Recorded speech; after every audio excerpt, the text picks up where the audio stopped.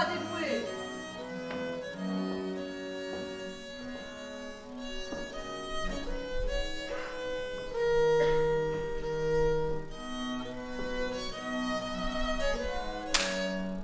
Le bon marché que voilà.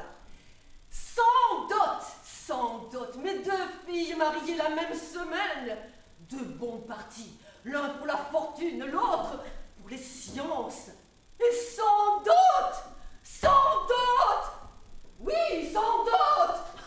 Sans dot.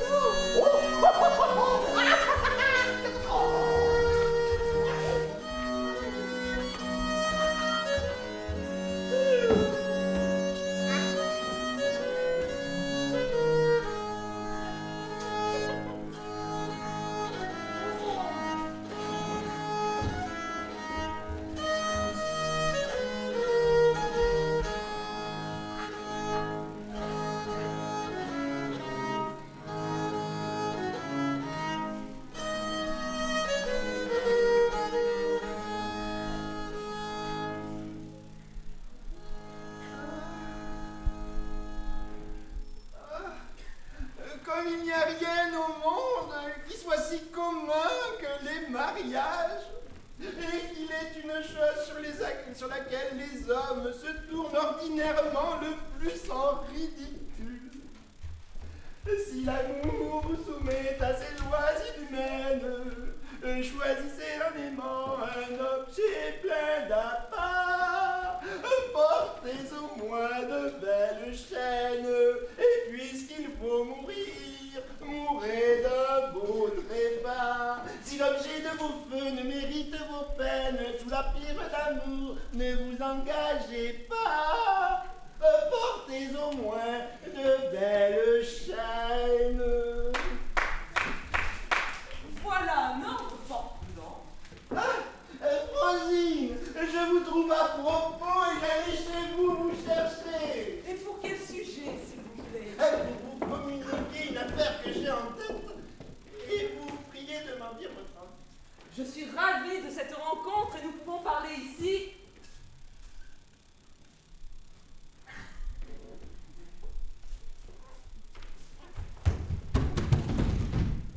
En toute liberté. Il s'agit d'une chose de conséquence que l'on m'a proposée et il est bon de ne rien faire sans le conseil de ses amis. Oh, je vous suis obligée de m'avoir choisi pour cela. Vous n'avez qu'à me dire ce que c'est. Mais auparavant, je vous conjure de ne me point flatter du tout et de me dire nettement votre pensée. Je le ferai puisque vous le voulez. Promettez-moi, Frozy, de me parler avec toutes sortes de franchise. Je vous le promets. Jurez-en votre foi. Oui, foi d'amis. Dites-moi seulement votre affaire. C'est que je veux savoir de vous si je ferais bien de me marier.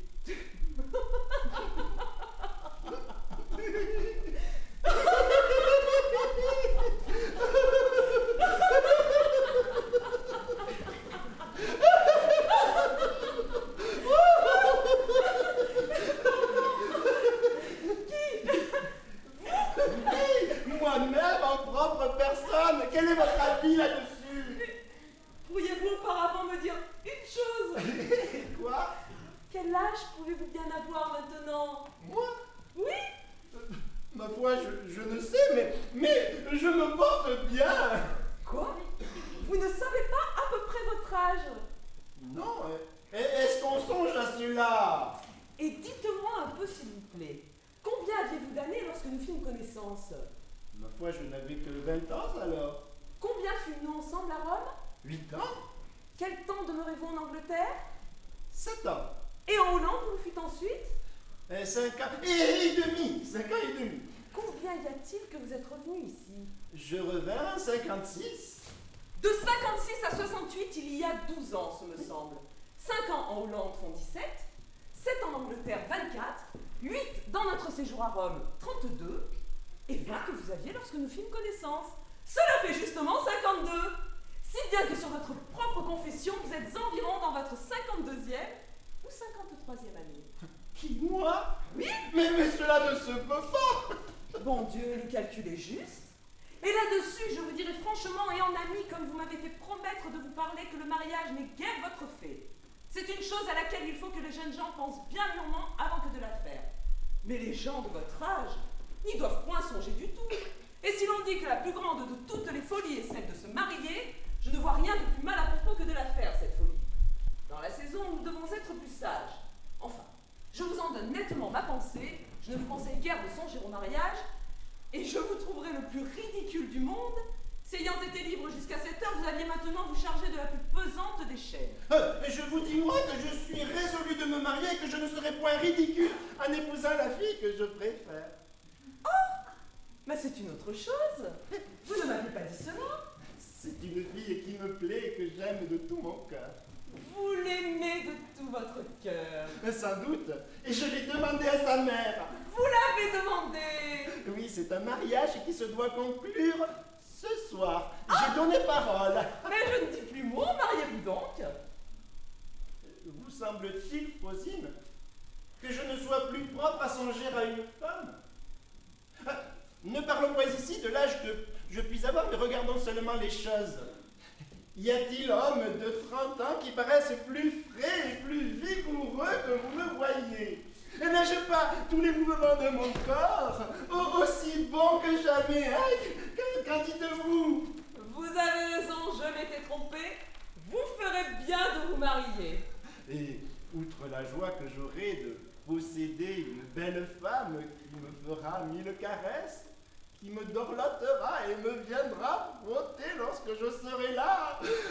Outre cette joie, je considère qu'en me mariant, je pourrais me voir revivre avec d'autres moi-même. De petites figures qui me ressembleront comme 2 gouttes d'eau, qui se joueront continuellement dans la maison et qui m'appelleront le papa. Tenez, il me semble déjà que j'y suis et que j'en vois une demi-douzaine autour de moi. Il n'y a rien de plus agréable que cela, et je vous conseille de vous marier le plus vite que vous pourrez. Je suis ravi que vous me donniez ce conseil en véritable ami.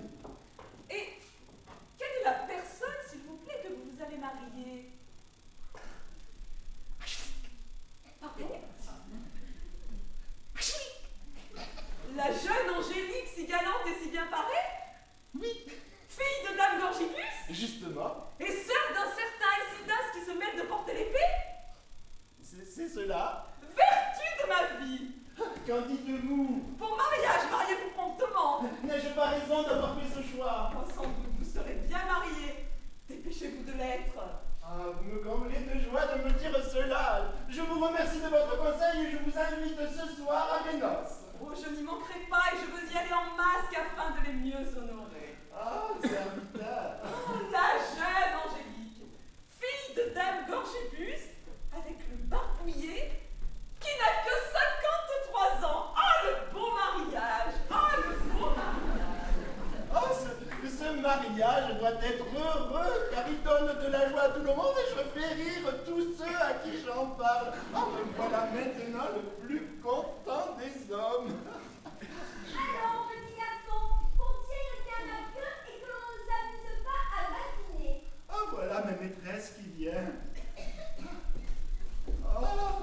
Qu'elle est agréable, quel air et quelle taille.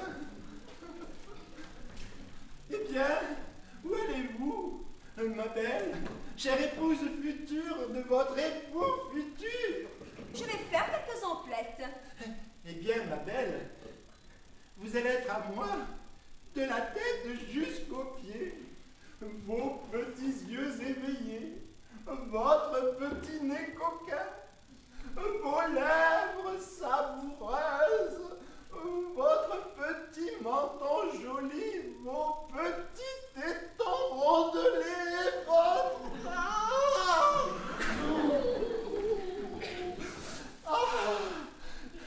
N'êtes-vous pas bien aise de ce mariage, mon aimable pouponne? Tout je vous jure. Car enfin, la sévérité de ma mère m'a tenue jusqu'ici dans une suggestion la plus fâcheuse du monde. Il y a je ne sais combien que j'enrage du peu de liberté qu'elle me donne, et j'ai 100 fois souhaité qu'elle me mariât pour sortir promptement de la contrainte où j'étais avec elle, et me voir en état de faire ce que je voudrais. Dieu merci. Vous êtes venu heureusement pour cela. Et je me prépare désormais à me donner du divertissement.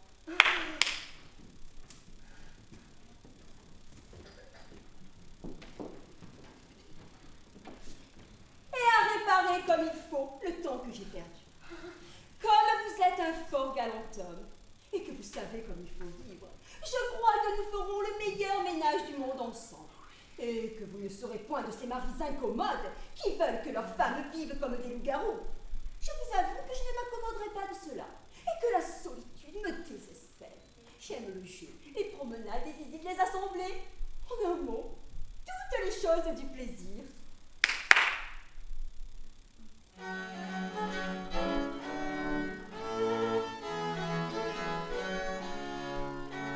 Et vous devez être ravis d'avoir une femme de mon humeur. Nous n'aurons jamais aucun démêlé ensemble. Et je ne vous contraindrai point dans vos actions, tout comme de votre côté, vous ne me contraindrez point dans les miennes. Car pour moi, il faut avoir une complaisance mutuelle, et on ne se doit point marier pour se faire enrager l'un l'autre. Enfin, nous vivrons étant mariés comme deux personnes qui savent leur vie. Aucun soupçon jaloux ne nous troublera la cervelle. Et c'est assez que vous serez assurés de ma fidélité. Tout comme de mon côté, je serai persuadée de la vôtre.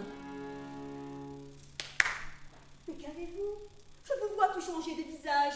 Ce sont quelques vapeurs qui me viennent de monter à la tête. Ce n'est rien. C'est un mal qui de nos jours touche beaucoup de gens. Mais notre mariage vous dissipera cela.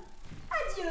Il me tarde déjà que je n'ai des habits raisonnables à cela me mettre pour quitter vite ces guenilles. Je m'en vais de ce pas, achevé d'acheter, et je vous enverrai les marchands. Ah, les marchands.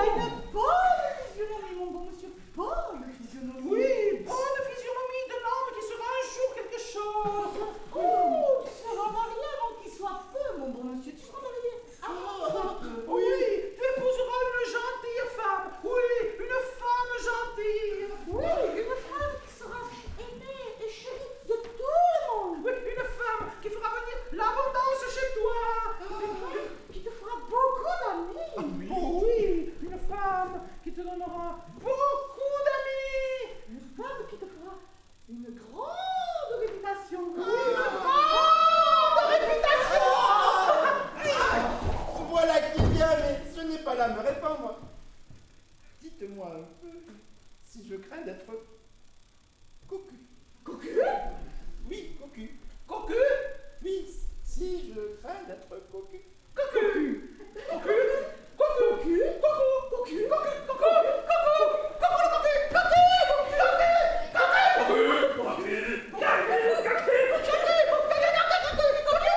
Que diable!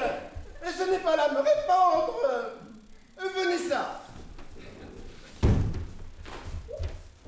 Je vous demande à toutes deux si je serais cocu.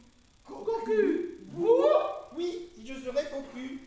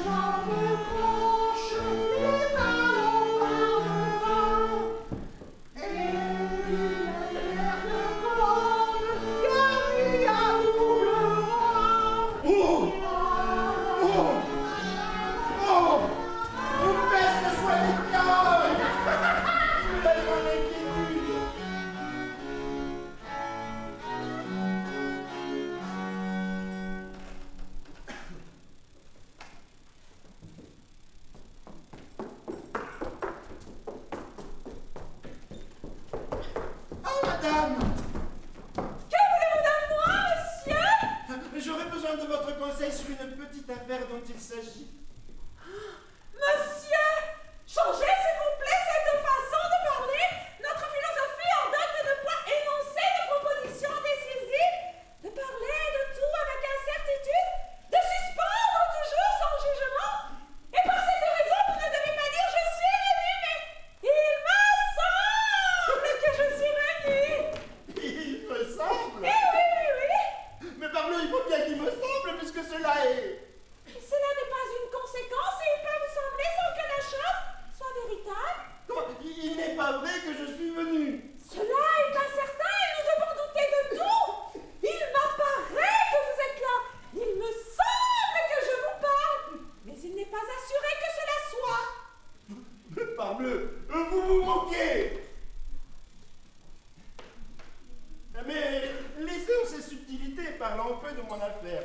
Je viens vous dire que j'ai envie de me marier. Je n'en sais rien. Mais je vous le dis, Il se peut faire. la fille que je veux prendre est fort jeune et fort belle. Il n'est pas impossible. Ferais-je bien au mal de l'épouser? L'un ou l'autre. Voilà une autre musique. Ferais-je mal? Par aventure.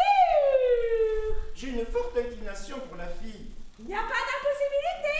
Mais en l'épousant, je crains d'être cocu. Cocu.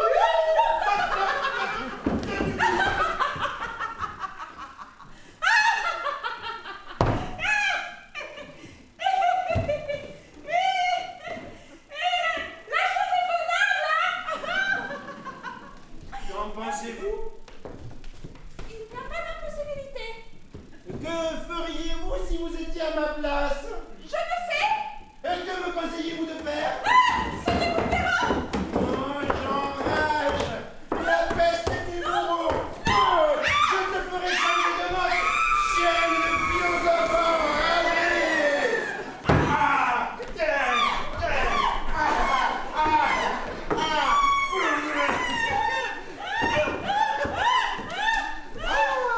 Et te voilà payé de tes galimatières et me voilà content! Quelle insolence! Avoir eu l'audace d'outrager une philosophe comme moi! Oh, corrigez, je vous prie, cette façon de parler. Et il faut douter de toute chose. Et vous ne devez point dire que je vous ai battu, mais qu'il vous semble que je vous ai battu. Je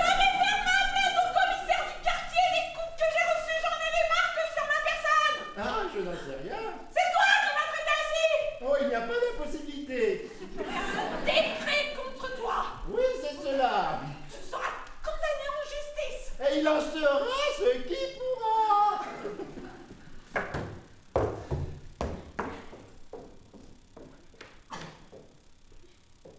Laisse-moi faire.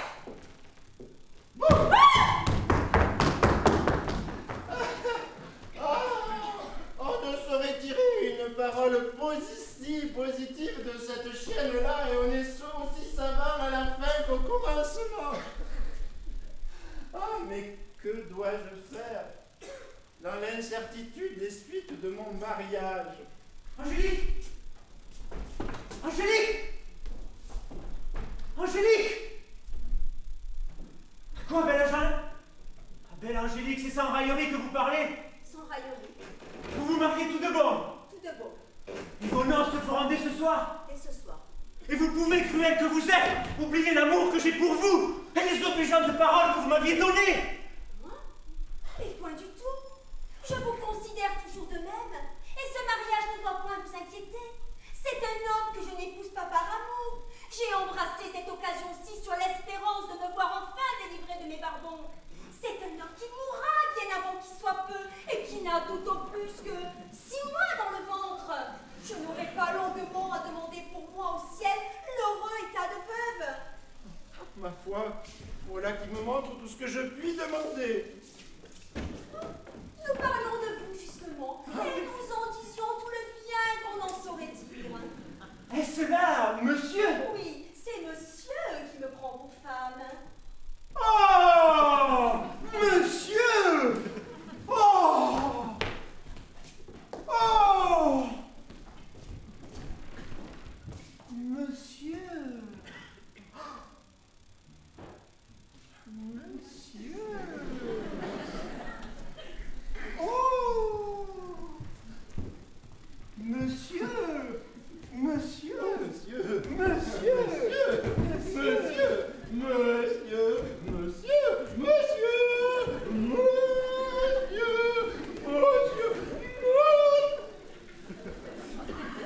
Agréez, monsieur, que je vous félicite de votre mariage.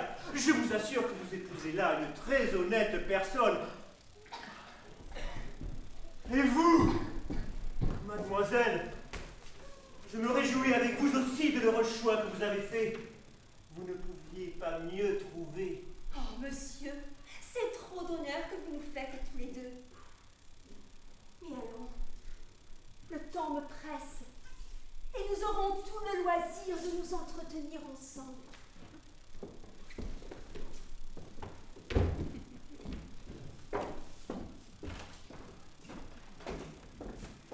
ma foi, me voilà tout à fait dégoûté de mon mariage. Et je crois que je ne ferais pas mal de m'aller dégager de ma parole.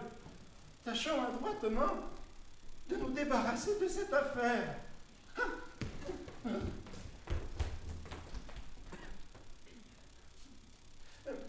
Très noble dame, Gorgibus, j'ai un petit mot à vous dire. J'ai demandé votre fille en mariage, il est vrai, et vous me l'avez accordé. Mais je me trouve un peu avancé en âge pour elle, et je considère que je ne suis point du tout son fait. J'ai parfois des bizarreries épouvantables, et elle aurait trop à souffrir de ma mauvaise humeur. J'ai quelques infirmités sur mon corps qui pourraient la dégoûter. Dame Gorgibus, je vous suis obligée de l'honneur que vous me faites, mais je vous déclare que je ne veux point me marier. Ah, c'est ainsi que tu prends les choses, lâche. Sache qu'il y a des engagements qu'on ne bafoue point de la sorte. Sache qu'il est des lames qui ne demandent qu'à venger de tels affronts. Ma foi, quand j'y songe, j'ai fort bien fait de me tirer de cette affaire. Et je crois que j'allais faire un pas dont je me serais sans doute longtemps repenti. Ah, mais voici le fils qui me vient rendre réponse. Monsieur, je suis votre humble serviteur. Monsieur! Ma mère m'a dit, monsieur, que vous étiez venu dégager de la parole que vous aviez donnée. Oui, mais... Oh, monsieur, il n'y a pas de mal à cela. Cela n'est rien, vous dis-je. Monsieur, prenez la peine de choisir de ces deux épées laquelle vous voulez. De ces deux épées? Oui, s'il vous plaît. Mais à quoi bon? Monsieur, comme vous refusez d'épouser ma sœur après la parole donnée, je crois que vous ne trouverez pas mauvais le petit compliment que je viens vous faire. Comment? Monsieur, d'autres gens feraient du bruit et s'emporteraient contre vous. Mais nous sommes personne à traiter les choses dans la douceur. Et je viens vous dire civilement qu'il faut, si vous le trouvez bon, que nous nous coupions la gorge ensemble. Dépêchons, vite, monsieur, j'ai une petite affaire qui m'attend. Vous ne voulez pas vous battre? Oh, nenni, ma foi! Tout de bon! Oh, tout de bon! Au moins, monsieur, vous n'avez pas lieu de vous plaindre. Et vous voyez que je fais les choses dans l'ordre. Vous nous manquez de parole. Je me veux battre contre vous. Vous refusez de vous battre.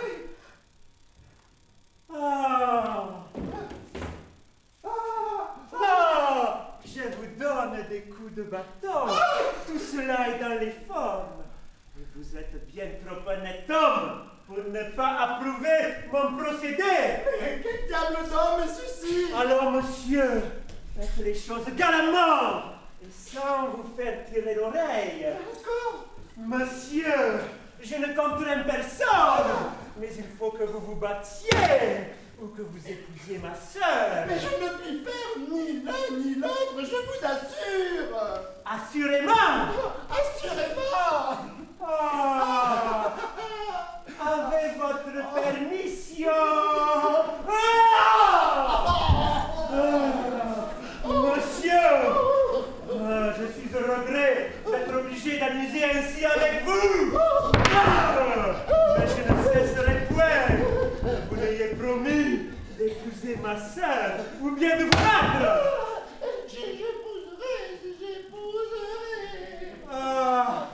Monsieur, je suis ravi que vous vous mettiez à la raison.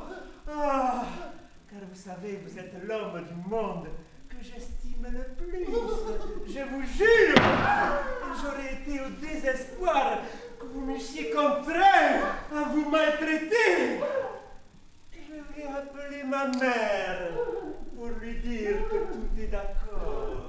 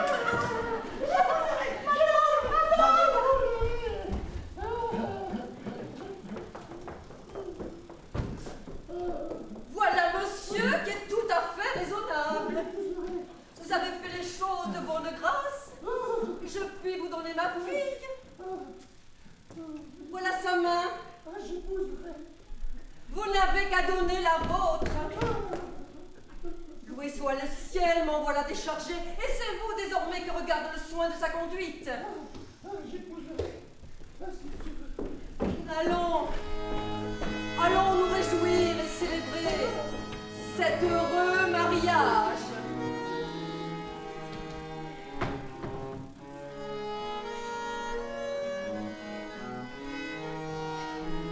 Voilà ma tâche, à moitié accomplie. Sous peu, la cadette sera, elle aussi, unie votre bonne dot.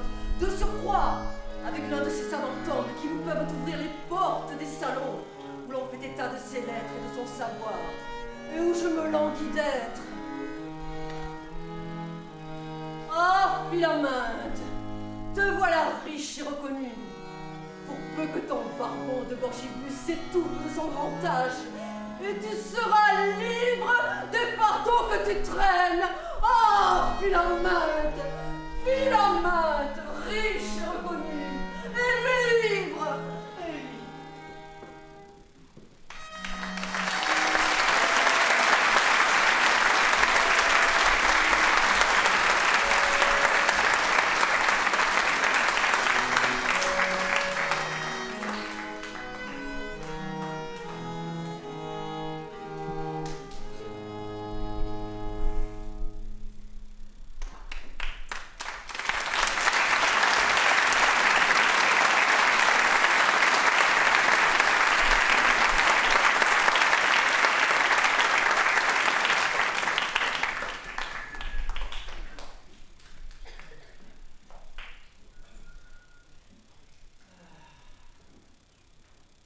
Me voilà bien aise d'avoir gardé une poire pour la soif.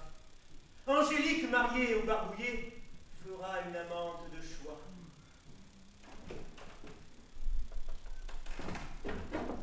Quant à sa sœur, Lucille, le ciel m'en est témoin.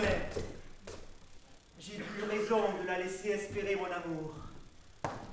Elle fera une épouse raisonnable. Pourquoi choisir quand on peut avoir les deux? Eh bien, Frosine, quel conseil me donneras-tu? Vraiment, il y a bien des nouvelles. Ma tante veut résolument que ma cousine épouse Villebrequin.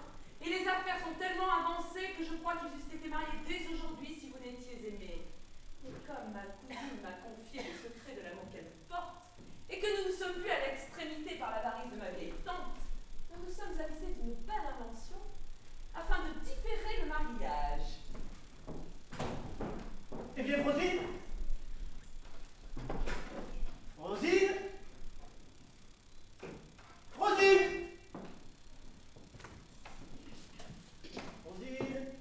C'est que dès l'heure que je vous parle, ma cousine contrefait la malade, et que ma tante, qui est assez crédule, m'envoie quérir un médecin. Si vous en pouviez envoyer quelqu'un qui fût de vos bons amis, et qui fût de notre intelligence, il conseillerait à la malade de prendre l'air à la campagne. Ma tante ne manquera pas d'envoyer ma cousine à ce pavillon qui est à l'autre bout de notre jardin. Et par ce moyen, vous pourriez l'entretenir à l'insu de la vieille, l'épouser, et laisser ma tante pester tout son sou avec Villebrequin. Mais le moyen de trouver sitôt un médecin à ma poste, et qui voulut hasarder pour mon service, je te le dis franchement, je n'en connais pas un. Je songe une chose. Si vous faisiez habiller votre valet en médecin, il n'y a rien de si facile à duper que la vieille. Mais c'est un lourdeau qui gâtera tout.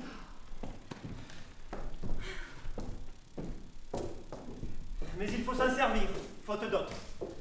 Adieu. Je le vais chercher. Où diable trouver ce maroufle à présent? Sganarelle! Sganarelle! Sganarelle!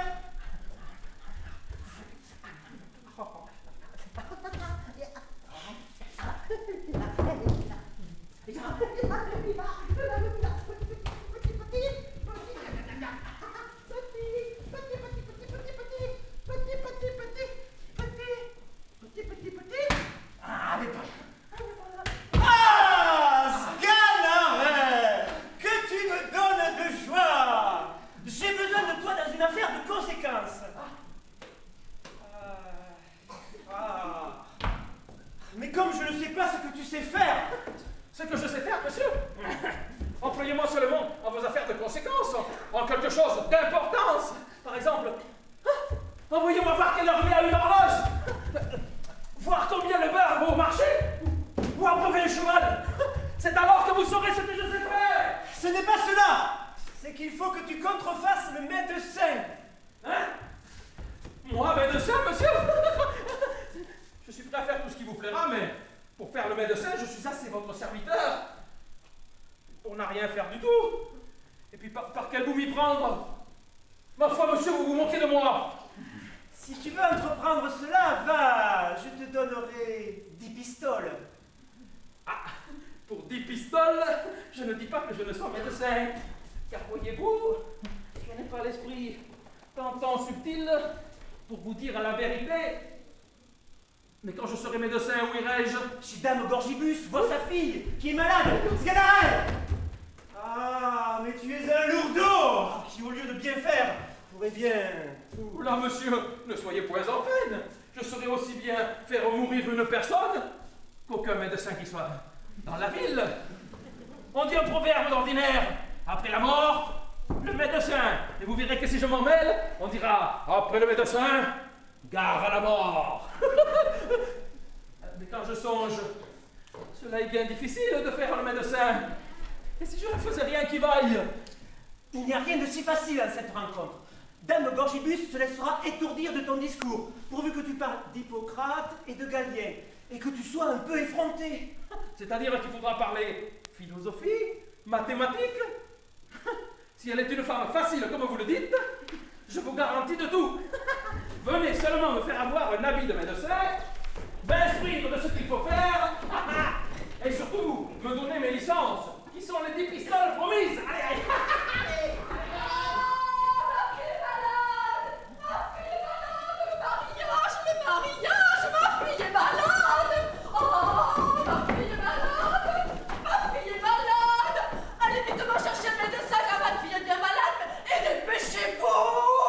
Mais pourquoi diable aussi vous leur donnez votre fille à un vieillard?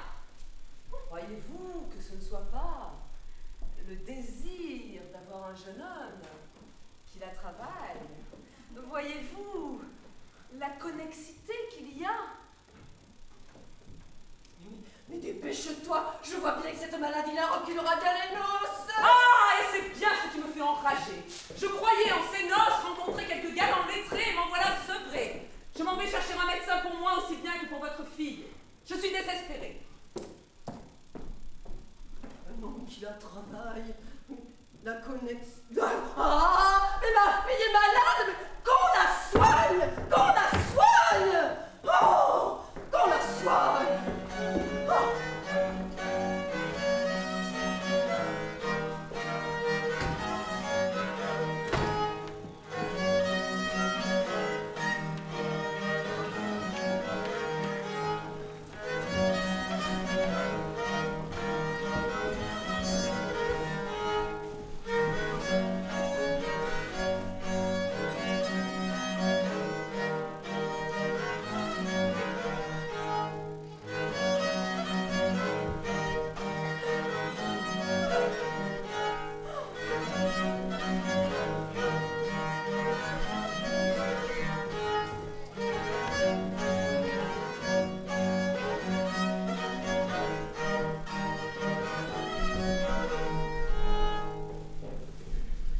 On la soigne. Eh là,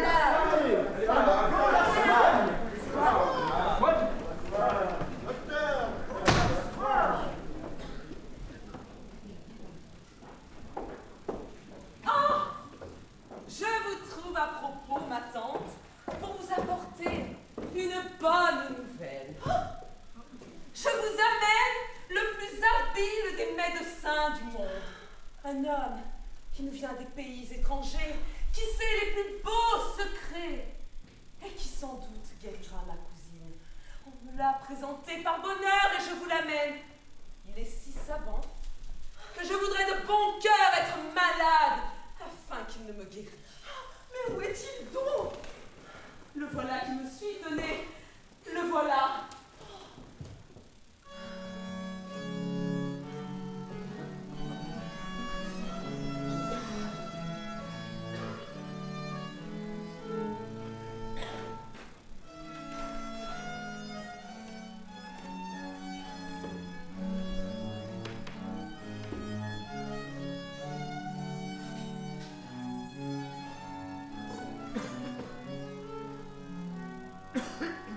Très humble servante à vous, monsieur le médecin. Je vous envoie quérir pour voir ma fille qui est bien malade. Je mets toute mon espérance en vous. Hippocrate dit, et Galien, par vive raison, persuade qu'une personne ne se porte pas bien quand elle est malade.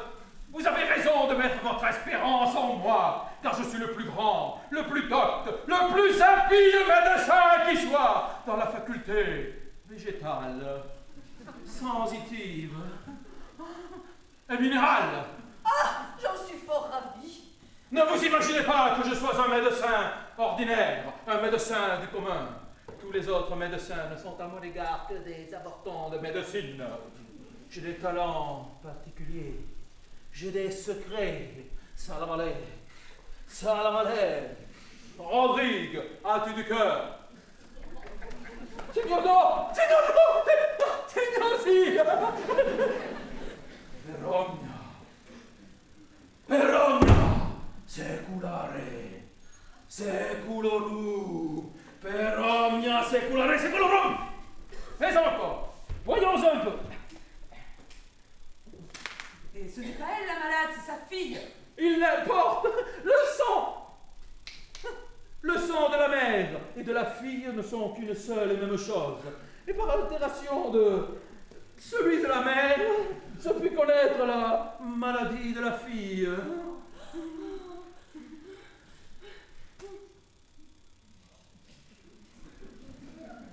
Y aurait-il moyen de voir de l'urine de l'égrotante? Oui, Rosine, vite, allez acquérir de l'urine de ma fille. Monsieur le médecin, j'ai grand peur qu'elle ne meure. Oh, qu'elle s'en garde bien! Il ne faut pas qu'elle s'amuse à se laisser mourir sans l'ordonnance du médecin. Ah! Voilà de l'urine qui semble grande inflammation. Grande chaleur dans les intestins.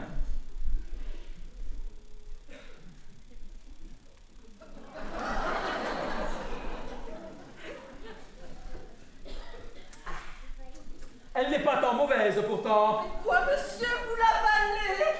Ah! Oui, oui, je l'avale. Les médecins d'ordinaire se contentent de la regarder.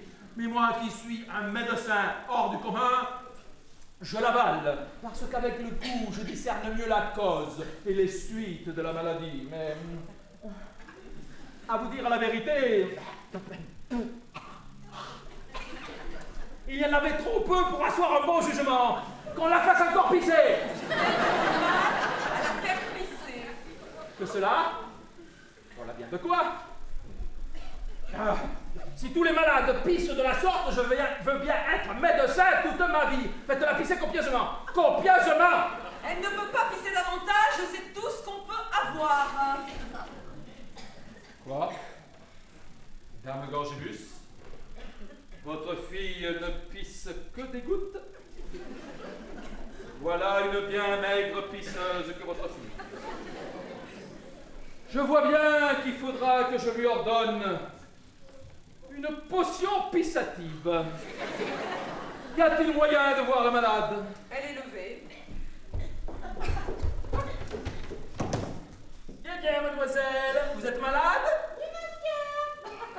Tant pis. C'est une marque que vous ne vous portez pas bien. Sentez-vous de grandes douleurs à la tête et aux reins? Oui, monsieur. C'est fort bien fait. Ovide, ce grand médecin, au chapitre qu'il a fait de la nature des animaux, dit 100 belles choses. Et comme les humeurs qui ont de la connexité ont beaucoup de rapports, et que la mélancolie est ennemie de la joie, ou que la bile qui se répand de par tout le corps nous fait devenir jaunes, ou qu'il n'y a rien de plus contraire à la santé, plus contraire à la santé que la maladie. Nous pouvons dire avec ce grand homme que votre fille est fort malade. Il faut que je vous fasse une ordonnance. Oh, vite, une table, du papier, de l'encre. Y a-t-il quelqu'un qui sache écrire? Est-ce que vous ne le savez point? Ah oui. Ah oui, j'ai tant de choses dans la tête que j'en oublie la moitié. Je crois qu'il serait nécessaire que votre fille prît un peu l'air, qu'elle se divertît à la campagne. Oh, oui. Nous avons un fort beau jardin avec quelques chambres qui y répondent. Oh. Si vous le trouvez à propos, je lui ferai loger.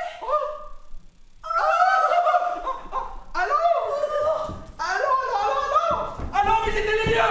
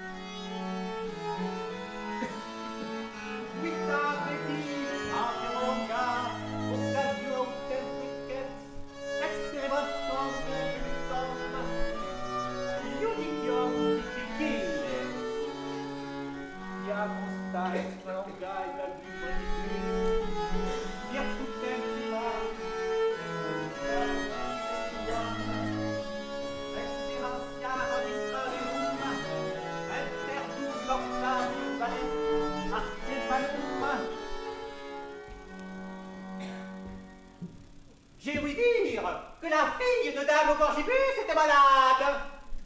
Il faut que je m'informe de sa santé et que je lui offre mes services comme ami de toute la famille. Hola! Hola! Dame Gorgibus! Dame Gorgibus! Dame Gorgibus, c'est elle? Hola! Hola! Dame Gorgibus! Dame Gorgibus! Monsieur, je suis votre humble servante. Oh, je suis bien aise de vous trouver enfin ici. Ayant appris la maladie de mademoiselle votre fille, je vous suis venu témoigner la part que j'y prends et vous faire offre de tout ce qui dépend de moi. J'étais là-dedans avec le plus savant homme. N'y aurait-il pas moyen de l'entretenir un moment? Justement, monsieur, voici un fort habile homme de mes amis qui souhaiterait de vous parler et vous entretenir. Je n'ai pas de loisir, madame. Il faut que j'aille à mes malades. Je ne prendrai pas la part avec vous, monsieur.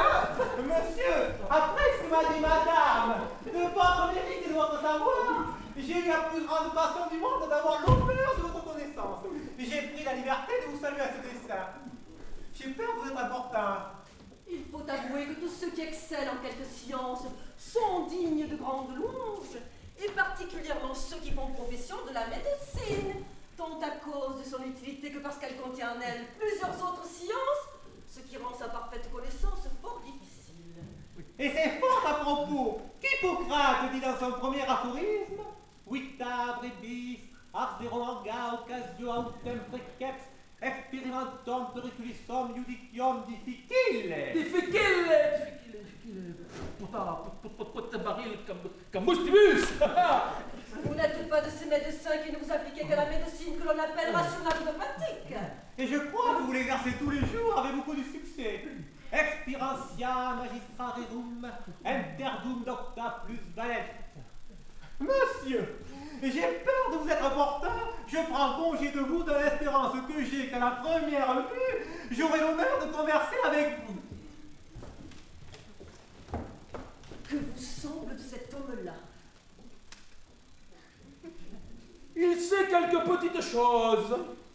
S'il fût demeuré tant soit peu davantage, je l'allais mettre sur une matière sublime et relevée. Cependant, je prends congé de vous. Adieu, madame.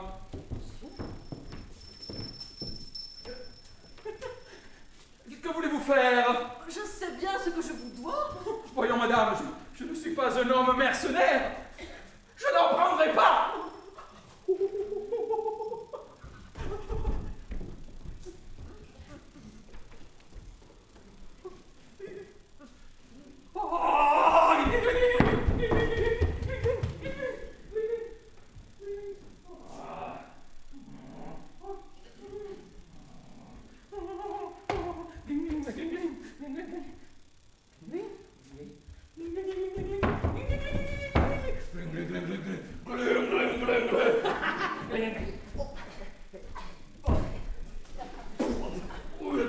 Je sais ce qu'en fait Sganarelle, je n'ai point eu de ses nouvelles, et je suis fort en peine que je le pourrais rencontrer.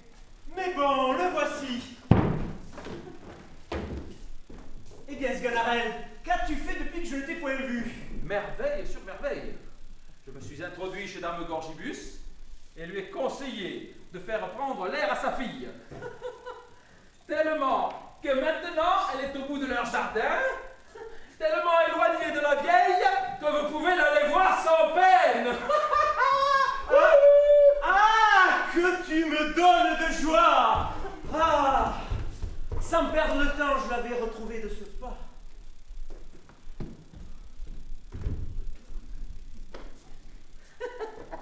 Il faut avouer que cette vieille Gorgibus est une vraie lourdote. De se laisser tromper de la sorte. Il n'en va pas de même pour le noir de son regard, qui vous saisit jusqu'au tréfonds de l'âme. Monsieur, Madame! bonjour monsieur.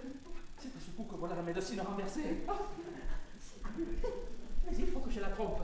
Madame, ne connaissez-vous pas un médecin qui soit arrivé depuis peu dans cette ville et qui fait des cures admirables? Oui, je le connais, il vient de sortir de chez moi. Ah, c'est mon frère, madame. Nous sommes jumeaux. Et comme nous nous ressemblons fort, on nous prend quelquefois l'un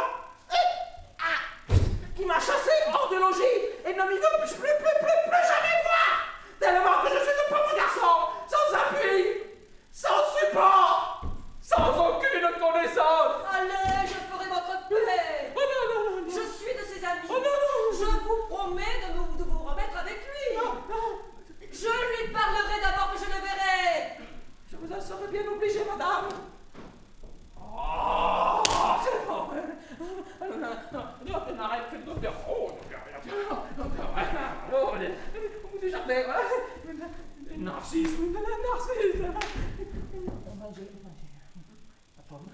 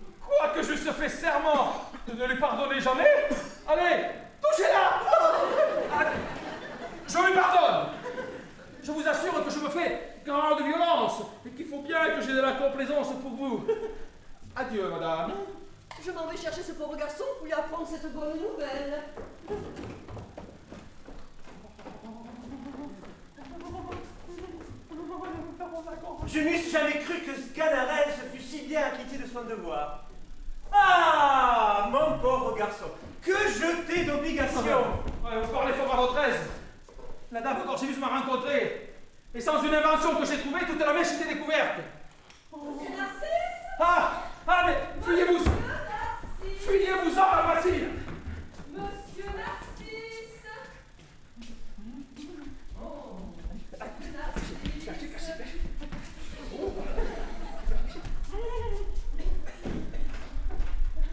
Ah, monsieur Narcisse! Je vous cherchais partout pour vous dire que j'ai rencontré votre frère. Il m'a assuré qu'il vous pardonnait, mais pour en être plus assuré, je veux qu'il vous embrasse en ma présence. Entrez dans mon logis, je l'irai chercher. Je ne crois pas que vous le trouviez à présent. Et puis, je ne resterai pas chez vous. Je crains trop sa colère. Oh, mais vous demeurerez, car je vous y enfermerai là.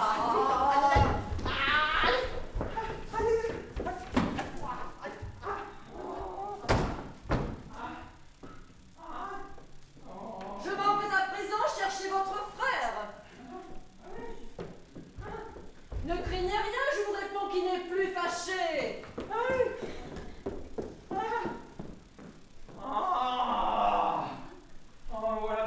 frapper ce coup-là. Et puis, pas moyen de m'en échapper. Le nuage est fort épais et j'ai bien peur que s'il vient à crever, une grêle sur mon dos force coup de bâton. Ou que par quelque ordonnance, plus forte que toutes celles des médecins, on m'applique tout au moins un cautère royal sur les épaules. Mes affaires vont mal.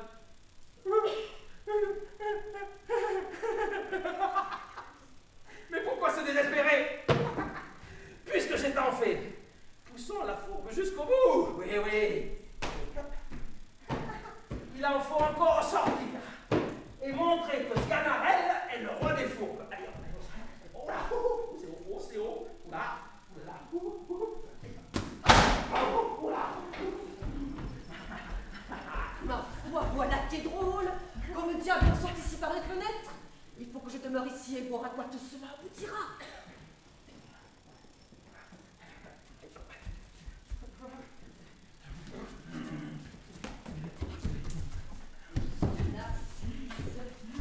Monsieur Narcisse. Oh. Ah! Oh.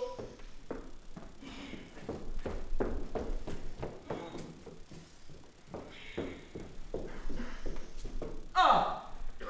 Monsieur, ce n'est pas assez d'avoir pardonné à votre frère. Je vous prie pour ma satisfaction de l'embrasser. Il est chez moi. Ah oui. Je vais chercher partout pour vous prier de faire cet accord en ma présence. Madame Gorgibus, n'est-ce pas assez que je lui pardonne? Je ne le veux jamais voir. Monsieur, pour l'amour de moi. Je ne vous saurais rien refuser. Dites-lui qu'il descende. Oh!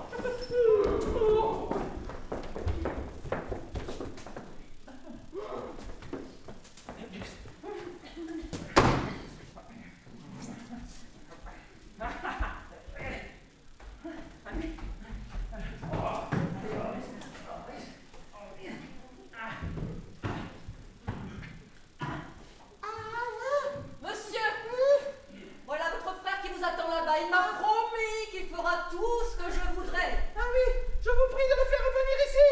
Je vous conjure que ce soit en particulier que je lui demande pardon. Parce que sans doute, il me ferait sans honte et sans opprobre devant tout le monde. Oui, Lida, je m'en vais lui dire. Ah.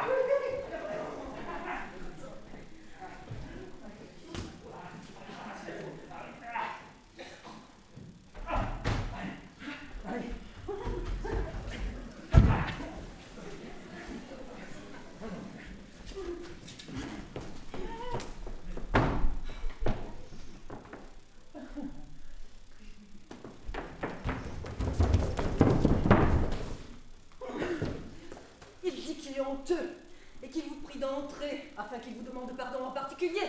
Oh. Voici la clé. Oui.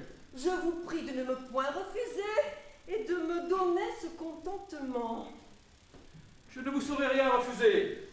Vous allez voir de quelle manière je le vais traiter. Voilà. Nous l'allons voir. Nous l'allons voir.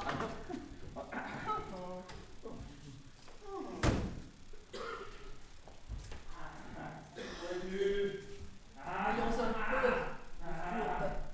Le coquin. Bien. Ah, te voilà, coquin. Avoir la hardiesse d'infortuner dame Gorgibus. Monsieur mon frère, je vous demande pardon, je vous promets qu'il n'y a pas de ma faute. Il n'y a pas de ta faute, pilier de débauche. Avoir la hardiesse d'importuner dame Gorgibus. Lui rabattre la tête de ses sottises. Ah, monsieur mon frère. Tais-toi, coquin. Je ne vous désoblige. Tais-toi, coquin. Qui crois-tu qu'il soit chez moi présent? C'est le médecin et Narcisse son frère, ils avaient quelques différends. Il faut le raconter. Le diable emporte, ils ne sont qu'un. Ivrognes que tu es, je t'apprendrai à vivre. Ah, comme il baisse la vue. Il voit bien qu'il a failli le pandard. Ah, l'hypocrite, comme il fait le bon apôtre. Dis-lui un peu par plaisir qu'il fasse mettre son frère à la fenêtre. Monsieur, faites paraître votre frère à la fenêtre. Oh, il est indigne de la vue des gens d'honneur. Et puis, je ne le saurais tolérer auprès de moi. Monsieur, ne nous refusez pas cette grâce après toutes celles que vous nous avez faites. En vérité, dame Gorgibus, vous avez un tel pouvoir sur moi toi, coquin. Madame Gorgibus, je vous suis bien obligé. Eh bien, avez-vous vu cette image de la débauche? Ma foi, ils ne sont qu'un et pour te le prouver, dis-lui que nous les voulons voir ensemble. Monsieur Narcisse, paraissez avec votre frère à la fenêtre pour l'embrasser. En vérité, dame Gorgibus, c'est une chose que je refuserai à tout autre qu'à vous. Mais pour vous montrer que je veux tout faire pour l'amour de vous, je me résous, quoiqu'avec peine, et veux devoir apparemment, qui vous demande pardon de toutes les peines qu'il vous a causées. Oui, Madame Gorgibus, je vous demande pardon de vous avoir tant importuné. Et je vous promets, monsieur mon frère, en présence de Dame Gorgibus que voilà, de faire assez bien désormais. Vous prions de ne plus songer à ce qui s'est passé. Mais voilà, pas tous les deux. Mais par ma foi, il est sorcier. Il est sorcier. Ah, il est sorcier.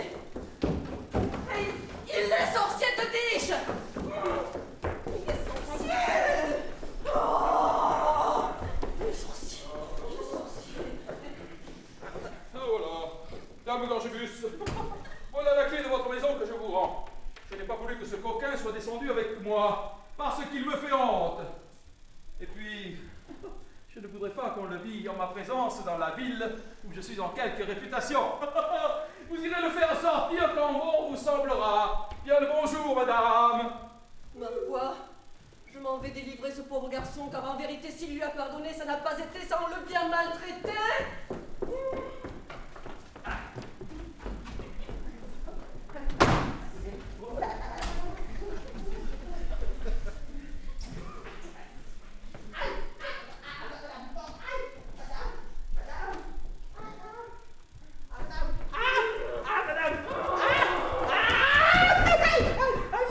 Je vous remercie de la peine que vous avez prise. Je vous en serai obligé toute ma vie.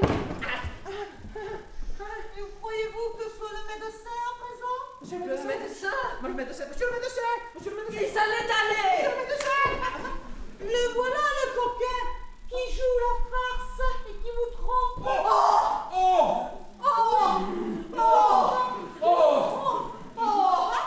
Valère et votre fille s'en vont à tous les diables. Oh, mais que je suis malheureuse. Et tu seras pendu. Aïe! Mais qu'allez-vous faire de me pendre? Écoutez, un mot s'il vous plaît. Il est vrai que c'est par mon invention que mon maître est avec votre fille. Ah! Mais en le servant, je ne vous ai point désobligé. Car enfin, c'est un parti sortable pour elle. Tant pour la naissance que pour les biens. N'allez point faire un vacarme qui tournerait à votre confusion. Et envoyez à tous les diables ce Villebrequin. Je me jette à vos pieds. Il se jette à vos pieds. Je me jette à vos pieds. Il se jette à vos pieds. Je me jette à vos pieds. Soit, je suis heureusement trompée par Sganarelle.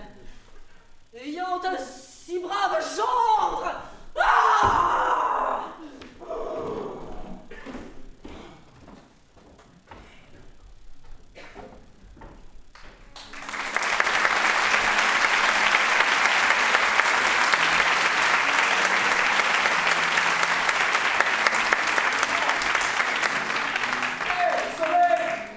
On avait dit la nuit.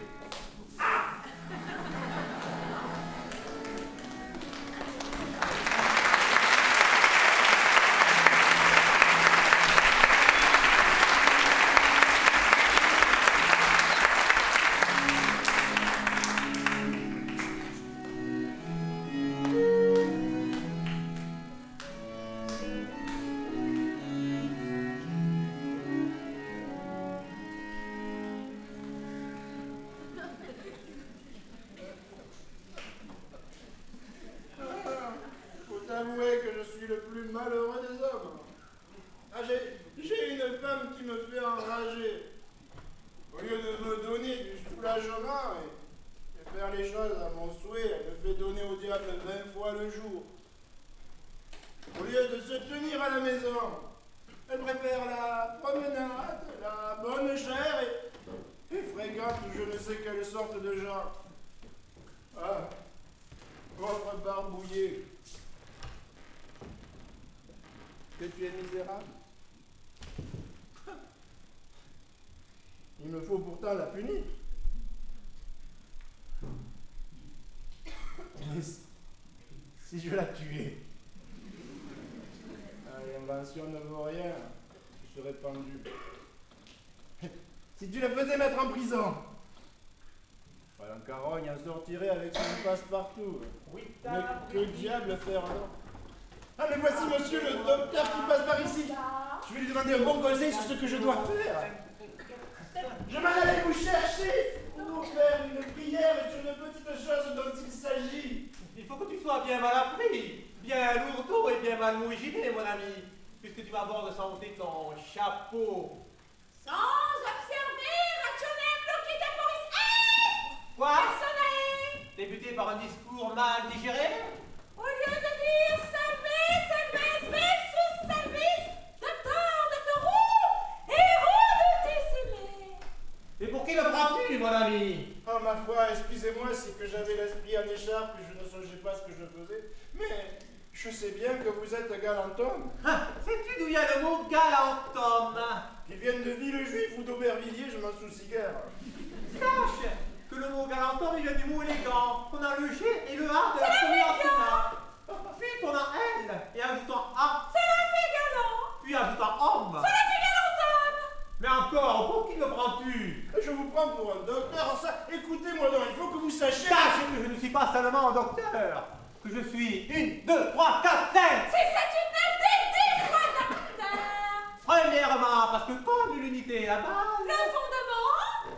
et le premier de tous les nombres aussi, je suis le premier de tous les docteurs. Le docte du docte. Deuxièmement, parce qu'il y a deux facultés nécessaires à la parfaite connaissance des choses, le sens et l'entendement. Et comme je suis tout sens et tout entendement, je suis... 2 fois docteur. D'accord. Troisièmement, parce que le nombre de 3 est celui de la perfection. Selon Aristote. Et comme je suis parfait et que toutes mes productions le sont aussi, je suis 3 fois docteur. Eh bien, monsieur le Quatrièmement, parce que la philosophie a 4 parties. La logique, morale... Physique et métaphysique. Et comme je les possède toutes 4 et que je suis parfaitement versé à Nicère, je suis 4 fois docteur. Mais que diable est-il? Cinquièmement, parce qu'il y a 5 universels. La différence, la logique, le propre, l'accident et l'espèce. Sans la connaissance desquelles on ne peut faire aucun bon raisonnement. Et comme je m'en sers avec avantage et que je m'en connais toute l'utilité, je suis 5 fois docteur. Il faut que j'ai bonne patience. Sixièmement, parce que le nombre de 6 est... Le nombre de travail. Et comme je travaille incessamment pour ma gloire, je suis 6 fois docteur. Ouais, parle tant pis. Septièmement, parce que le nombre de 7 est... le nombre de la félicité. Et comme j'ai une parfaite connaissance, aussi, je peux dire de moi-même, Auter quatorque beatum. Huitièmement, parce que le nombre de 8 est... Le nombre de la justice à cause de l'égalité qui se rencontre en lui. Et que la justice et la prudence avec laquelle je mesure et pèse toutes mes actions me rendent 8 fois docteur. Neuvièmement, parce qu'il y a 9 buts. Dixièmement, parce qu'on ne peut passer le nombre de 10 sans faire une répétition de tous les autres nombres. Aussi, quand on m'a trouvé, on a trouvé le docteur universel. Ainsi, tu vois, par des raisons vraies, plausibles, convaincantes et démonstratives, qu'il est 1, 2, 3, 4, 5, 6, 7, 8, 9, 10 fois docteur. Que diable est ceci?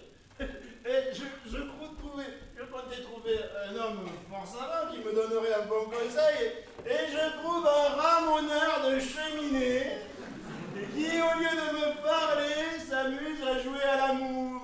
Et 1, et 2, et 3, et 4. Oh bien, ce n'est pas cela. C'est que je veux que vous m'écoutiez. Et sachez que je ne suis pas homme à vous faire perdre vos peines. Et que si vous me satisfaisiez sur ce que je veux de vous, je vous donnerai ce que vous voulez. de l'argent si vous voulez. De l'argent? Ah oui, de l'argent ou toute autre chose que vous pourrez demander. Tu me prends donc pour un homme à qui l'argent fait tout faire? Pour un homme attaché à l'intérêt, pour une âme mercenaire. Sache que quand tu me donnerais une bourse pleine de pistoles, Et que cette bourse serait dans une riche boîte. cette boîte dans un étui précieux, Cet étui dans un coffret admirable. ce coffret dans un cabinet curieux, Ce cabinet dans une chambre magnifique. cette chambre dans un appartement agréable, Cette chambre dans un château pompeux. ce château dans une citadelle incomparable, Cette citadelle dans une ville célèbre. cette ville dans une île fertile, Cette île dans une province opulente. cette province dans une monarchie florissante. Cette monarchie dans tout le monde. Et que tu me donnerais le monde, où serait cette monarchie florissante? Où serait cette province opulente? Où serait cette île fertile? Où serait cette citadelle incomparable? Où serait ce château pompeux? Où serait cet appartement agréable? Où serait cette chambre magnifique? Où serait ce cabinet curieux? Où serait ce coffret admirable? Où serait cet étui précieux? Où serait cette riche boîte dans laquelle serait enfermée la bourse? Pleine de pistoles. Que je me soucierais aussi peu de ton argent et de toi que de cela!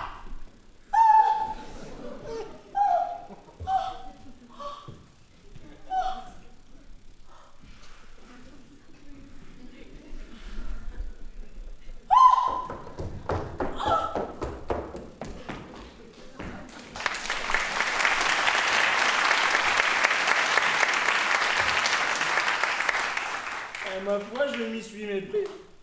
À cause qu'il est vêtu comme un médecin, j'ai cru qu'il fallait parler d'argent. Hein? Mais, puisqu'il manque le point, il n'a rien de plus aisé que de le contenter. Je m'en vais courir après lui. Monsieur le docteur! Monsieur le docteur! Monsieur le docteur! Monsieur le docteur!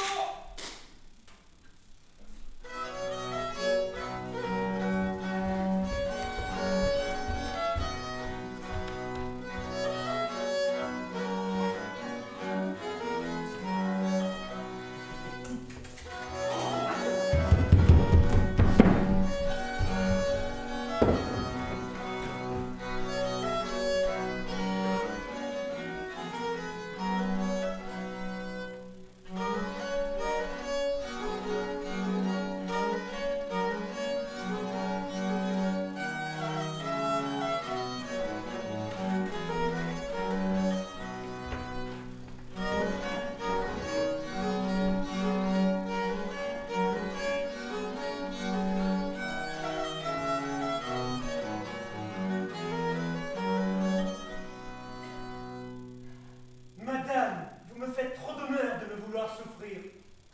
Monsieur, je vous assure que vous m'obligez de me tenir quelquefois compagnie. Puisque vous témoignez que ma compagnie ne vous est point désagréable, Mon mari est si mal bâti, si débauché, si ivrogne, je vous ferai connaître que ce m'est un supplice d'être avec lui. combien j'ai de joie de la bonne nouvelle que vous m'apprenez. Et je vous laisse à penser quelle satisfaction on peut avoir d'un rustre comme lui. Combien j'ai de joie de la bonne nouvelle que vous m'apprenez par mes empressements.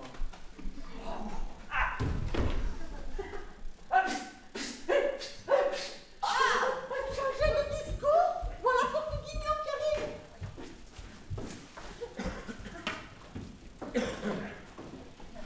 Mademoiselle, oh, je suis au désespoir de vous apporter de si méchantes nouvelles. Mais aussi bien les auriez-vous apprises de quelque autre.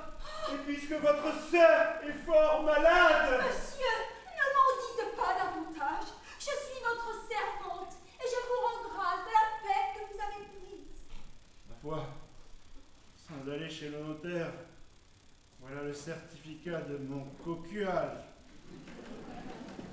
Ah, madame la Carogne, je vous trouve avec un homme.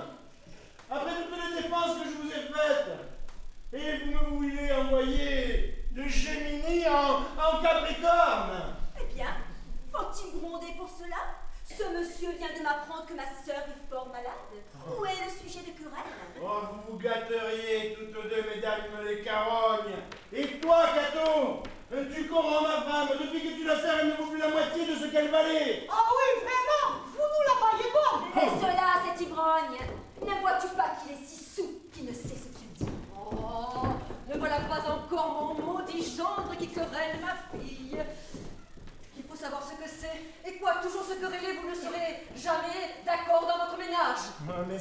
coquine-là m'appelle ivrogne. Tiens, je suis bien tenté de lui bailler une quinte major en présence de sa mère. Je dédonne au diable l'escarcelle si vous l'aviez fait. Mais aussi, c'est toujours lui qui commence à... Allons, du calme la paix. Que veut dire cela, mon gendre? Cela veut dire que votre fille ne vit pas comme il faut qu'une femme vive et qu'elle fait des choses qui sont contre l'honneur. Tout beau. Et prenez garde à ce que vous dites. Ma fille est d'une race trop pleine de vertus pour se porter jamais à faire aucune chose dont mon honnêteté soit blessée. Expliquez-vous, mon gendre. Nous ne sommes point gens à la supporter dans de mauvaises actions et je serai la première à vous en faire la justice. Tout ce que je puis dire, c'est qu'il y a ici un certain courtisan que vous avez vu, qui est amoureux d'elle à ma barbe, et qui lui a fait faire des protestations d'amour qu'elle a très humainement écoutées. Jour de Dieu, je l'étranglerai de mes propres mains s'il fallait qu'elle forlignât de l'honnêteté de sa mère. Mettez-vous bien sûr au moins de ce que vous nous dites. Très sûr. Prenez garde aussi, car ce sont entre gentilshommes des choses fort chatouilleuses. Je ne vous ai rien dit, vous dis-je, qui ne soit véritable. Il nous est rapporté, monsieur mon gendre, que vous aimez poursuivre une jeune personne qui est ma fille et pour laquelle je m'intéresse, et pour l'homme que vous voyez ici, qui a l'honneur lui aussi d'être mon gendre. Qui, moi? Oui, et je suis bien aise de vous parler pour tirer de vous, s'il vous plaît, un éclaircissement à cette affaire. Voilà une étrange médisance. Qui vous a dit cela, madame? Quelqu'un qui croit le bien savoir? Ce quelqu'un-là m'a menti. Je suis honnête homme. Me croyez-vous capable d'une action aussi lâche que celle-là? Moi, aimer une jeune et belle personne qui a l'honneur d'être la fille de Madame Gorgibus et la sœur de ma femme. Je vous respecte trop et suis trop votre serviteur pour cela. Quiconque vous l'a dit est un sot. Eh bien, mon gendre, Ce quelqu'un est un coquin et un maraud. répondez. Me répondez vous-même. Si je savais qui ce peut être, je lui donnerais en votre présence de l'épée dans le ventre. Soutenez donc la chose. Elle est toute soutenue, cela est vrai. Est-ce votre gendre qui... C'est lui-même qui s'en est plaint à moi. Certes, il peut remercier l'avantage qu'il a de vous appartenir. Sans cela, je lui apprendrais bien à tenir de pareils discours d'une personne comme moi. Pour ce qui est de cela, la jalousie est une étrange chose. J'amène ici ma fille pour éclaircir l'affaire en présence de tout le monde. Est-ce donc vous, madame, qui avez dit à votre mari que je suis amoureux de vous? Et comment lui aurais-je dit? Est-ce que cela est? Je voudrais bien le voir un peu que vous fussiez amoureux de moi. Jouez-vous-y, je vous en prie, vous trouverez à qui parler. C'est une chose que je vous conseille de faire. Ayez recours un peu pour voir à tous les détours des amants. Essayez à m'envoyer des ambassades, à m'écrire secrètement de petits billets doux, à épier les moments où mon mari n'y sera pas, ou le temps que je sortirai, pour me parler de votre amour. Vous n'avez qu'à y venir, je vous assure que vous serez reçu comme il faut. Et là, tout doucement, il n'est pas nécessaire de me faire tant de leçons et de vous tant scandaliser. Qui vous dit que je songe à vous aimer? Que sais-je, moi? Ce que l'on vient me conter ici. On dira ce que l'on voudra. Mais vous savez, si je vous ai parlé d'amour lorsque je vous ai rencontré, Vous n'aviez qu'à y venir. Je vous assure que vous auriez été bienvenu. je vous assure qu'avec moi, vous n'avez rien à craindre. Que je ne suis point homme à donner du chagrin aux belles. Et que je vous respecte trop, et vous, et madame votre mère, pour avoir la pensée d'être amoureux de vous. Eh bien, mon gendre, êtes-vous satisfait? Que dites-vous à cela? Je dis que ce sont des contes à dormir debout et que je sais bien ce que je sais. Et que tantôt, puisqu'il faut parler net, elle a reçu une ambassade de sa part. Moi, j'ai reçu une ambassade. J'ai envoyé une ambassade. Cadeau. Est-il vrai? Pour mon front, voilà une étrange fausseté. Oh, mais taisez-vous, Carogne. Je sais de vos nouvelles. Et c'est vous qui tantôt avez introduit le courrier. Qui, moi? Oui, vous ne faites point de temps à la sucrée. Ah, que le monde est rempli de méchanceté. Moi qui suis l'innocence même. Mais taisez-vous, bonne pièce. Vous faites la sournoise. Mais je vous connais il y a longtemps et vous êtes une dessalée. Madame! Taisez-vous, vous dis-je. vous pourriez bien porter la folle enchère de tous les autres, et vous n'avez point de père gentilhomme. C'est une imposture si grande et qui me touche si fort au cœur que je ne puis pas même avoir la force d'y répondre. Cela est bien horrible d'être accusé par un mari lorsque l'on ne lui a rien fait qui ne soit à faire. Hélas, si je suis blâmable de quelque chose, c'est d'en user trop bien avec lui. Assurément. Tout mon malheur est de le trop considérer. Et plût au ciel que je fusse capable, comme il dit, de souffrir les galanteries de quelqu'un, je ne serais pas trop à plaindre. Adieu, je me retire. Je ne puis plus endurer que l'on m'outrage de cette sorte.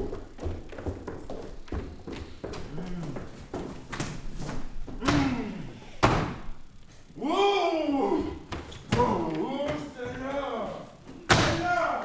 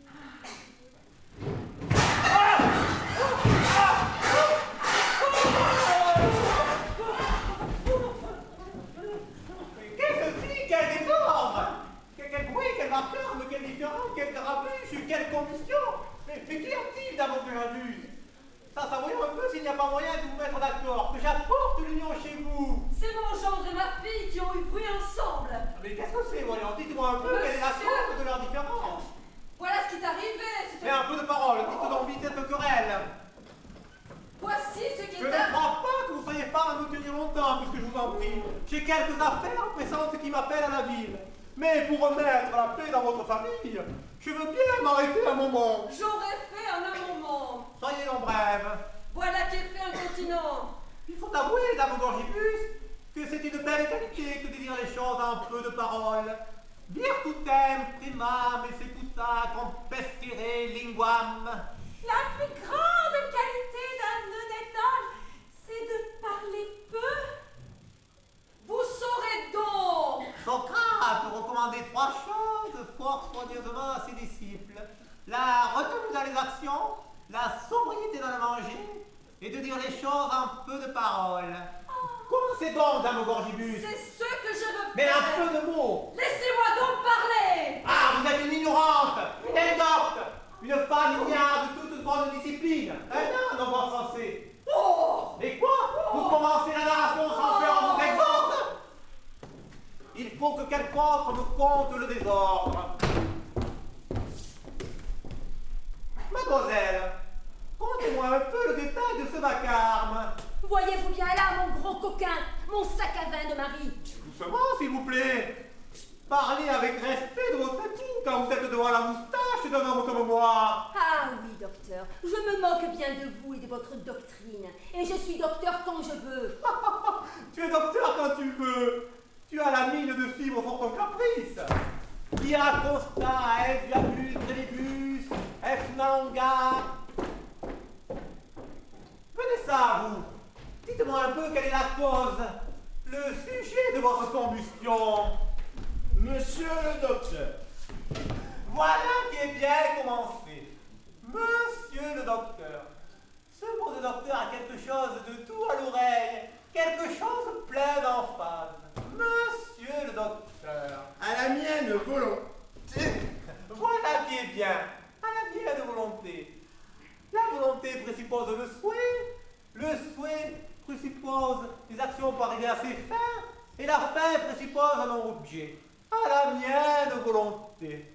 J'enrage. Ah, ôtez-moi ce mot, j'enrage. Voilà un terme bas et populaire. Et monsieur le docteur, écoutez-moi de grâce. Ah, on dit qu'oiseau, aurait dit Cicéron. Ah, si se rompt, si se casse, si se brise, je ne m'en mets guère en peine, mais tu m'as écouté, diable de docteur. Vous m'avez passé ton biseau doctoral. Ah, tu vas voir. Ah, si se rompt, et si se casse, et si se brise.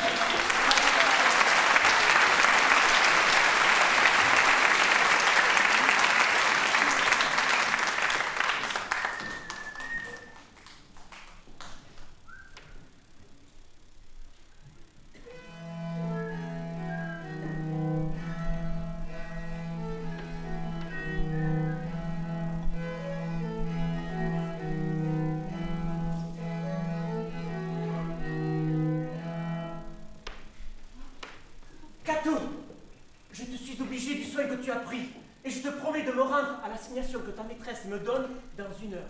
Cela ne peut se différer. Et si vous tardez d'un quart d'heure, votre bien-aimé sera parti et vous n'y verrez pas, vous n'aurez pas le soin de le voir tout présentement. Allons donc ensemble de ce pas.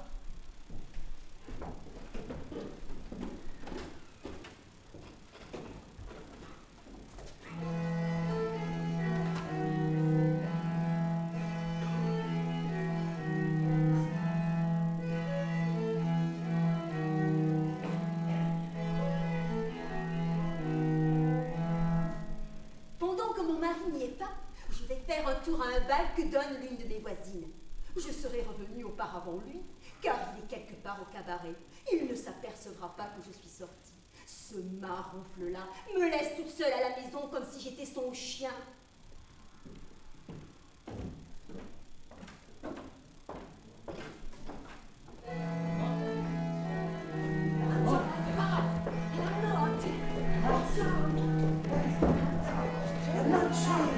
Andiamo! A fiesta!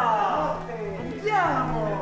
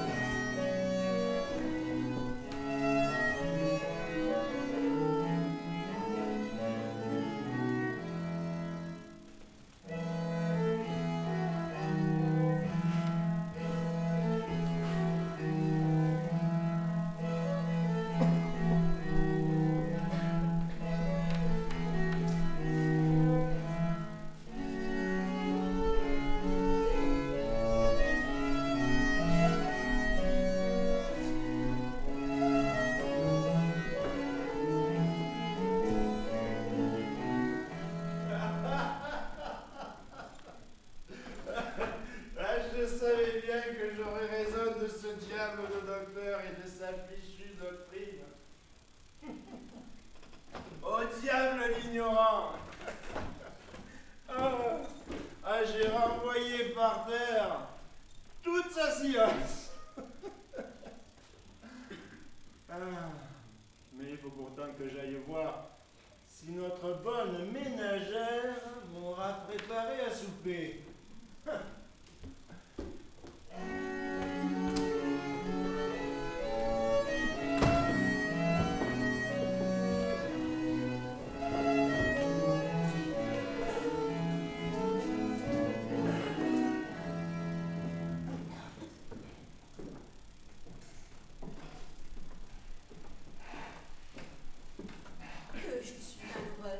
J'ai été trop tard, l'assemblée est finie. Je suis arrivée justement comme tout le monde partait. Mais il n'importe, ce sera pour une autre fois. Je m'en vais de ce pas au logis. Caton! Caton! Caton! Caton!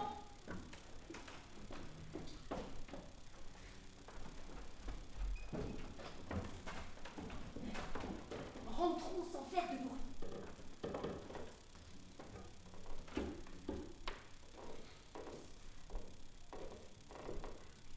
La porte est fermée. La porte est fermée.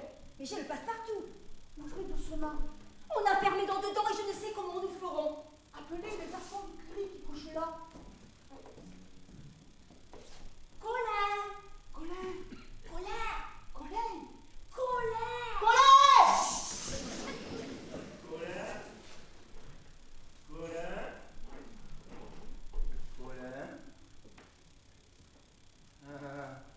Je vous y prends, madame ma femme. Et vous faites des escampatibos pendant que je dors. Je suis bien aise de cela et de vous trouver dehors à l'heure qu'il est. Eh bien, quel grand mal est-ce qu'il y a à prendre le frais de la nuit? Oui, l'heure est bonne à prendre le frais. C'est plutôt le chaud, madame la coquine. Mais ma consolation, c'est que je vais être vengé et que madame votre mère sera enfin convaincue de la justice de mes plaintes. Je l'ai envoyée quérir et elle sera ici dans un moment. Si Tiens, madame. Ah, voici sans doute un coup que vous ne vous attendiez pas. C'est maintenant que je triomphe, et j'ai de quoi mettre à bas votre orgueil et détruire vos artifices. Et je vous prie, faites-moi ouvrir la porte. Non, non, non. Il faut attendre la venue de celle que j'ai mandée. Et je veux qu'elle vous trouve dehors, à la belle heure qu'il est. En attendant qu'elle vienne, songez si vous pouvez à trouver dans votre tête quelques nouveaux détours pour vous tirer de cette affaire. Non, mon intention n'est pas de vous rien déguiser. Je ne prétends point me défendre, ni vous nier les choses, puisque vous les savez. Oui, je confesse que j'ai tort, et que vous avez sujet de vous plaindre. Et je vous demande par grâce de ne m'exposer point maintenant à la mauvaise humeur de ma mère et de me faire ouvrir la porte. Ah, je vous baise les mains. Et mon pauvre petit mari, je vous en conjure. Mon pauvre petit mari. Je suis votre pauvre petit mari maintenant, parce que vous vous sentez prise, et vous ne vous étiez jamais avisé de me dire de ces douceurs. Tenez, je vous promets de ne plus vous donner aucun sujet de déplaisir. Tout cela n'est rien, et je ne veux point perdre cette aventure. Je veux que l'on soit une fois éclairci à fond de vos déportements. De grâce, laissez-moi vous dire. Je vous demande un moment d'audience. Eh bien quoi? Il est vrai que j'ai failli. Je vous l'avoue encore une fois, que votre ressentiment est juste, que j'ai pris le temps de sortir pendant que vous dormiez, et que cette sortie est un rendez-vous que j'avais donné à la personne que vous dites. Mais enfin, ce sont des actions que vous devez pardonner à mon âge. Des emportements de jeunes personnes qui n'ont encore rien vu. Des libertés où l'on s'abandonne sans y penser de mal. Et qui sans doute dans le fond... Ah oui, vous le dites. Et ce sont de ces choses-là qui ont besoin qu'on les croie pieusement. Je ne veux pas m'excuser par là d'être coupable envers vous. Mais je vous prie seulement d'oublier une offense dont je vous demande pardon de tout mon cœur. Si vous m'accordez généreusement la grâce que je vous demande, ce procédé obligeant, cette bonté que vous me ferez voir, me gagnera entièrement. Elle touchera tout à fait mon cœur et il fera naître pour vous tout ce que le pouvoir de mes parents et les liens du mariage n'avaient pu digeter. En un mot, elle sera cause que je renoncerai à toutes les galanteries. Oui, je n'aurai de l'attachement que pour vous. Oui, je vous donne ma parole que vous m'allez voir désormais la meilleure femme du monde et que je vous témoignerai tant d'amitié. Tant d'amitié. Vous en serez satisfait. Ah, crocodile, qui flatte les gens pour les étrangler. Accordez-moi cette faveur. Point d'affaire, je suis inexorable. Montrez-vous généreux. Non! Je vous en supplie. Ouais! De grâce. Non, non, mais non! Je ne veux pas perdre cette affaire. Je veux que votre confusion éclate.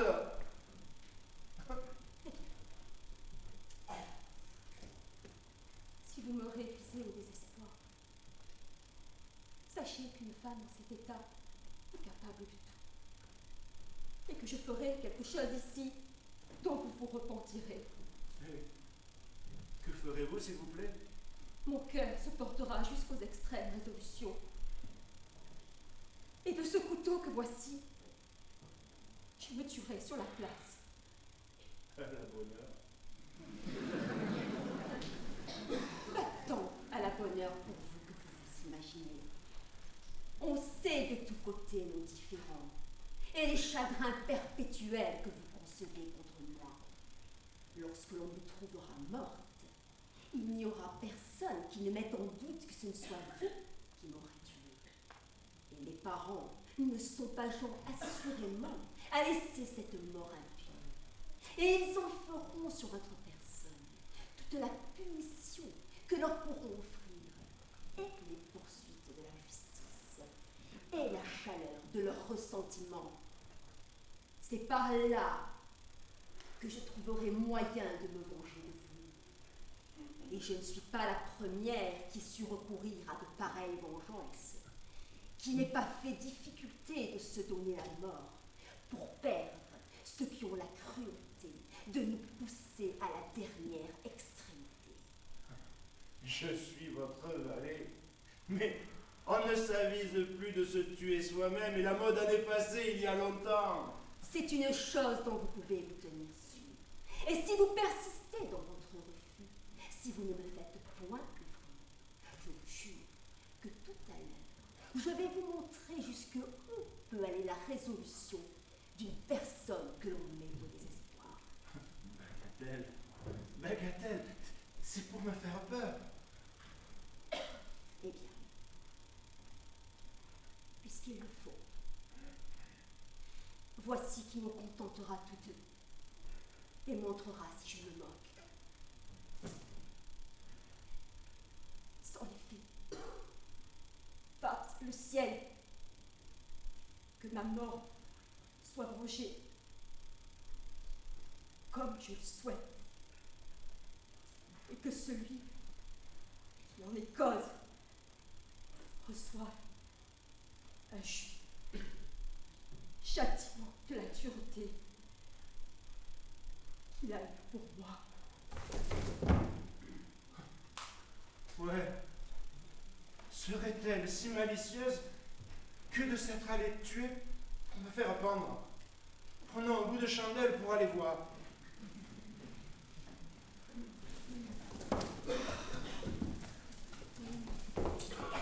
Cadeau! Rangeons-nous chacune d'un des côtés de la porte.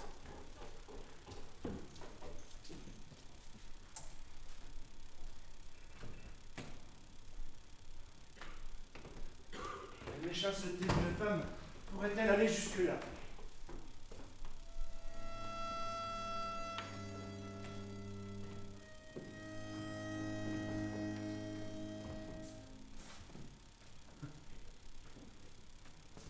Eh bien, qu'il n'y a personne. Je m'en étais bien douté.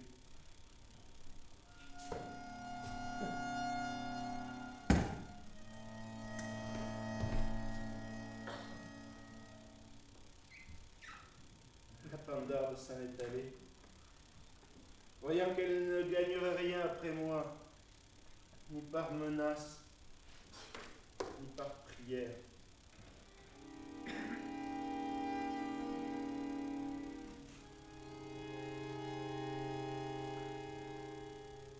Tant mieux. Ses affaires n'en seront que plus mauvaises. Et madame sa mère, qui va venir, en verra mieux son crime.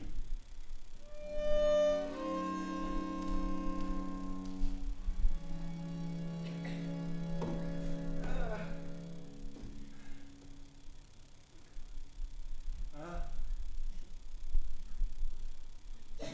La porte est fermée.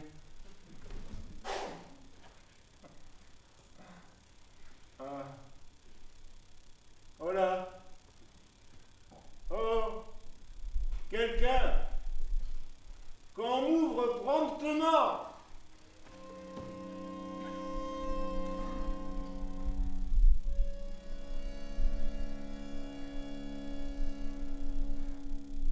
Comment? C'est toi? D'où viens-tu, bon Pandare? Est-il l'heure de revenir chez soi lorsque le jour est près de paraître? Et cette manière de vie est-elle celle de l'honnête mari? Cela est-il bon d'aller ivrogner ainsi toute la nuit et de laisser une jeune femme seule à la maison? Comment vous Va, va.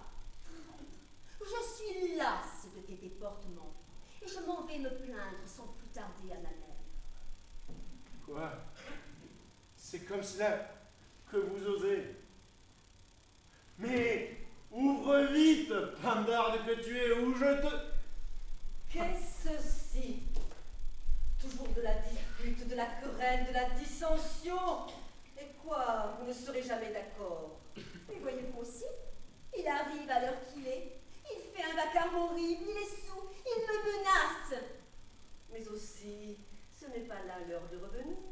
Ne devriez-vous pas, comme un bon père de famille, vous retirer de bonheur et bien vivre avec votre femme?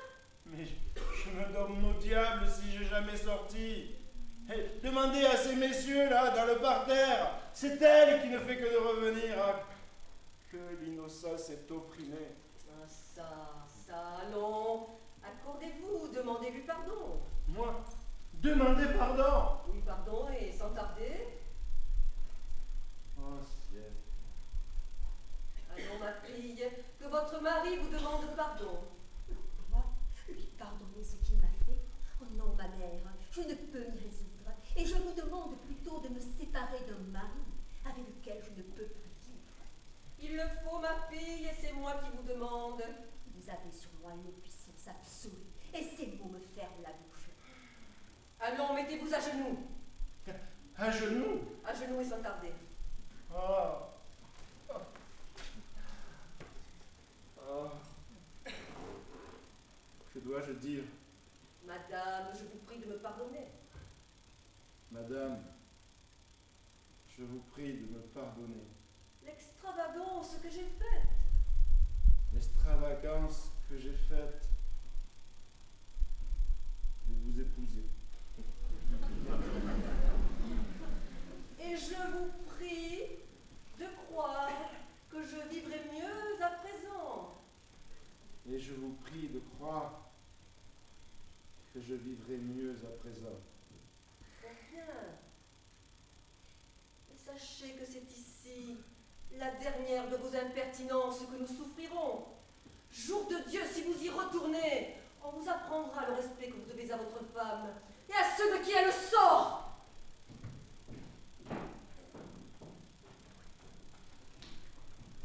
Je le quitte maintenant.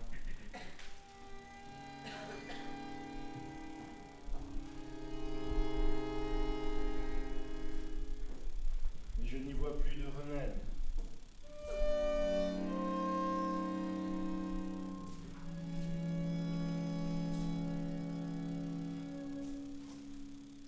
Quand on a comme moi épousé une méchante femme,